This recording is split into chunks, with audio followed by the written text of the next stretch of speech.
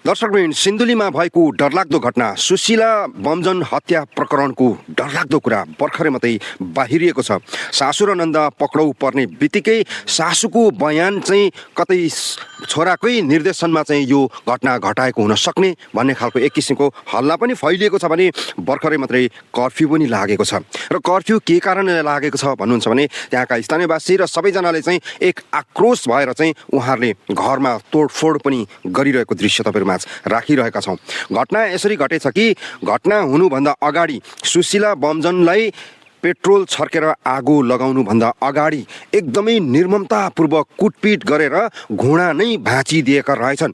जब घुँडा भाँचेर सुशीला बमजन ढलिरहेको अवस्थामा पेट्रोल छर्केर आगो लगाइदिएका रहेछन्। जब पेट्रोल छर्केर आगो लगाइदिए सुशीला बमजन त्यो तातो रापले पोलेको सहन नसकेर भाँचिएको खुट्टा बोकेरै भए पनि उफ्रिँदै उफ्रिँदै कराउँदै बारदली यानि कि बरन्डासम्म आइपुगेकी रहेछन्। अनि बरन्डामा जिउँदो शरीर, उभिरहेको शरीर जलिरहँदाखेरि स्थानीयवासीहरू हेरिरहेका थिए र जलिरहेको शरीर एक्कासी भक्कै ढल्यो अनि त्यही सुशीला बमजनको मृत्यु भयो। अब अहिले भर्खरै मात्रै प्रहरीले अनुसन्धान अगाडि थालेको छ र अनुसन्धानको क्रममा के कुराहरू बाहिर आयो तर यकिनका साथ आएको छैन।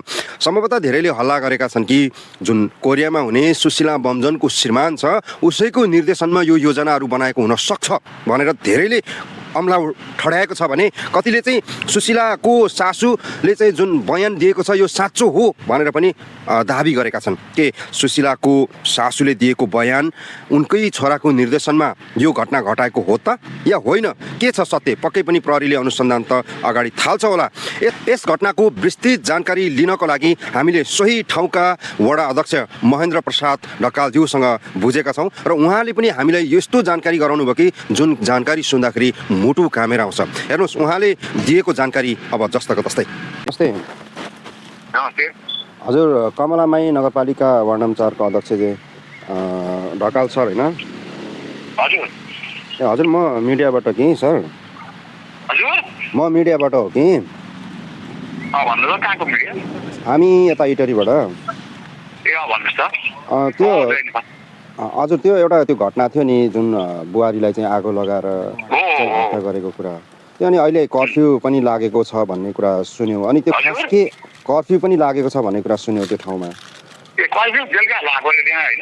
हजुर, के कारणले रहेछ नि सर? होइन, त्यहाँ पहिला सिलगढ त प्रहरीले चाबी ल्याएको थियो होला। हजुर, त्यो विषयमा 11:30 बजे स्टुडियोमा सबैले बैठक बुझिन्छ। हजुर हजुर। अनि त्यो घरका कोही आफन्तहरू हजुर हजुर त्यो सामान अनि निकै त्यहाँ तोडफोड पनि भएको जस्तो पनि सुन्यौँ हामीले। म घटनास्थल पुगेको छुइनँ होइन, किनभने हाम्रो पार्टीको मान्छेले गर्दा म यो त त्यो पार्टीको काममा व्यस्त छु। त्यो प्रहरीले जिम्मा दिएको तिनजनाले। हजुर हजुर। जस्तो त्यो घटना चाहिँ कहिले र कुन समयमा चाहिँ त्यो भएको रहेछ हजुरसँग केही थाहा भयो? ए होइन, अस्ति 6 गते 4:30 बजीतिर हो त्यो त। त्यो सासु र नन्दले नै योजना बनाएर हत्या गरेको हो त? हो, त्यो अब प्रहरीमा बयान दिइसकेको छ। त्यसमा छोराले पनि संलग्नता छ, विदेशमा भएको कोरियामा भएको छोराको पनि संलग्नता छ भन्ने कुरा पनि हल्ला सुन्न आयो हो र? त्यो त त्यही त डिटेल चाहिँ के भने त्यो मैले सधैँ मुचुलमा गएको थिएँ त्यहाँ बेलुका होइन। हजुर मुचुलमा भन्दा हजुर। म त त्यही अघिल्लो पुगेको थिएँ, म गाउँमा थिएँ। हजुर। अब त्यो ठ्याक्कै मेरो वार्डको चाहिँ भोटरहरू पनि होइन, उहाँहरू चाहिँ त्यहाँ रेलगढीको त्यहाँ बसोबास गर्नुभएको। म त्यो जो मृतकको ससुरालाई चाहिँ चिन्थेँ, अथवा मैले कसैलाई चिन्ने होइन। हजुर हजुर। त्यो 4 वर्षको सिमाना गरेर यो विशेष चाहिँ त्यसपछि प्रहरीले अनुसन्धान गर्न थाल्यो कि हामीले गर्ने कुरा होइन। बयानमा त सासु आमाले आफ्नो छोराको निर्देशनमा चाहिँ यो कदम चाहिँ उठाएको भन्ने कुरा पनि सुन्नमा आयो। त्यो चाहिँ मलाई फेरि थाहा छैन। 179 मा गरेर पनि डिटेल थाहा हुन्छ ल। 179 हजुर। प्रहरी कार्यालयको होइन, अहिले किनभने अब अनुसन्धान त उनीहरूले गर्ने हो, बयान उनीहरूले हामीलाई जान्ने मिलेन कि मिल्दैन जाने कुरा नै होइन। जस्तो म त्यो घटनाको प्रकृति थोरै सोध्न चाहेँ। त्यो जब घटना घटिसकेपछि चाहिँ त्यहाँ आन्दोलनमा चाहिँ निकैजना चाहिँ उठेका थिए भन्ने कुराहरू चाहिँ हामीले देख्यौँ पनि सामाजिक सञ्जालमा पनि। त्यो चाहिँ कस्तो उहाँको माइती पक्ष हो कि त्यहाँको माइती त उनीहरूको मामाको छोरा छ, फुपूको छोरी के गरिरहेको छ क्या।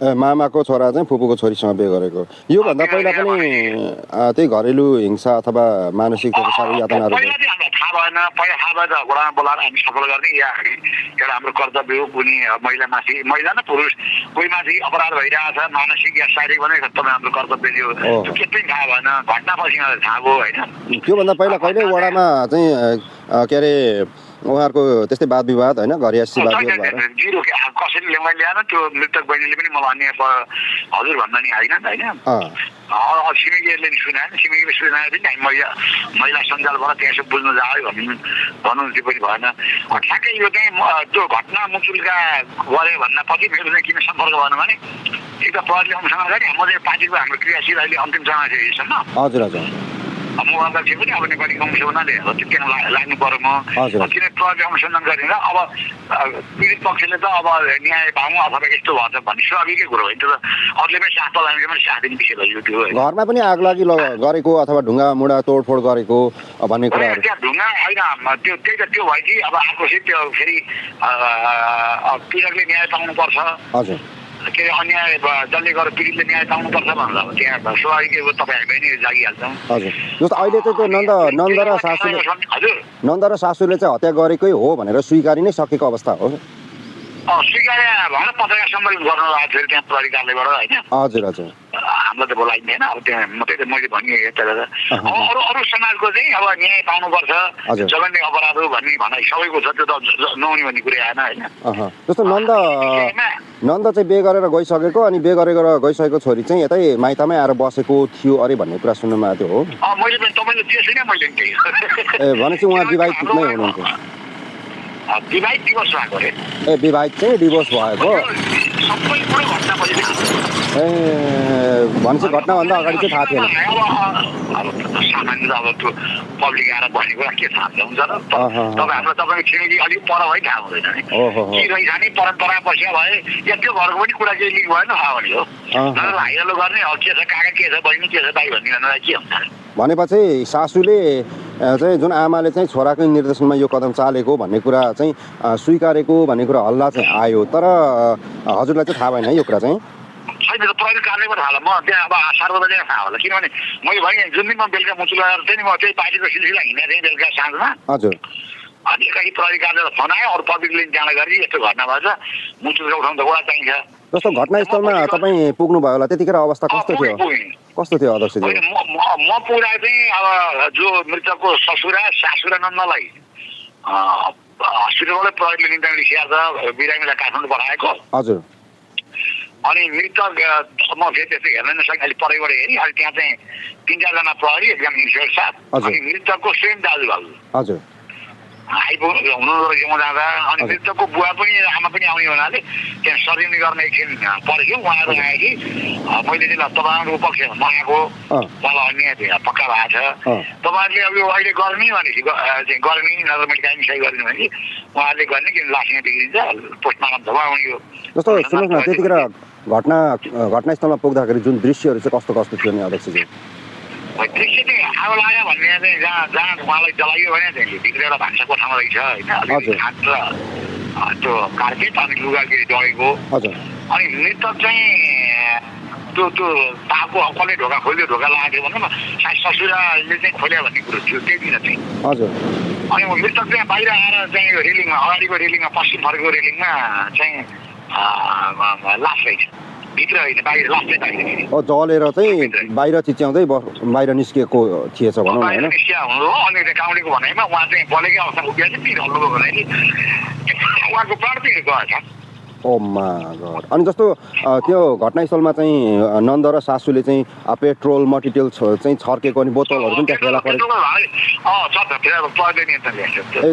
पेट्रोल चाहिँ कति थिएछ अध्यक्षज्यू होइन मैले जाँदा प्रहरीले नियन्त्रण लिइसकेको रहेछ होइन हजुर मैले ठ्याक्कै पेट्रोल देखेन त्यो अरू त्यो पेट्रोल भएको त्यो रुम चाहिँ गन्दा आएको फेरि मेरो चाहिँ बानी अलिक कमलो मन हुनाले म त्यो अब त्यो लास हेर्नभरमा यस्तो ठुल्ठुलो खालको म आफै सक्दिनँ कि जस्तो अध्यक्षजी त्यो उहाँको हातखुट्टा बाँधेर चाहिँ पेट्रोल छर्किएको भन्ने खालको कुराहरू पनि सुनेको थियो हातखुट्टा चाहिँ बाँधेको होइन रहेछ होइन गोडो चाहिँ भाँचिया अरे भन्ने पोस्टमार्टमबाट थाहा भयो गोडो भाँचिया अरे भन्ने चाहिँ होइन ए भनेपछि घुँडा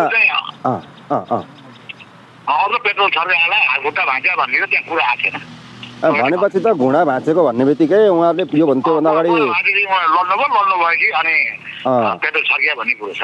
भनेपछि पेट्रोल छर्किनुभन्दा अगाडि नै कुटपिट चाहिँ एकदमै त्यो बेला त सामान्य त्यहाँ चाहिँ प्रहरीले जे त्यहाँ नापजाप गरेर हामीले सही गर्ने हो होइन। हजुर हजुर मैले लास्ट परेबाट हेर्ने जाउँ त भन्थेँ मलाई फेरि त्यो घटनाको प्रकृति हेर्दा पनि आगो लाउनुभन्दा अगाडि नै अब त्यो कति अपराधी कार्य कति अब सिमे मान्छे जिम्मे जलाएर मार्ने भने चाहिँ सकियो त्यो पराकाष्ठै भइगयो त्यो कुरो होइन। हजुर हजुर हजुर भइहाल्यो।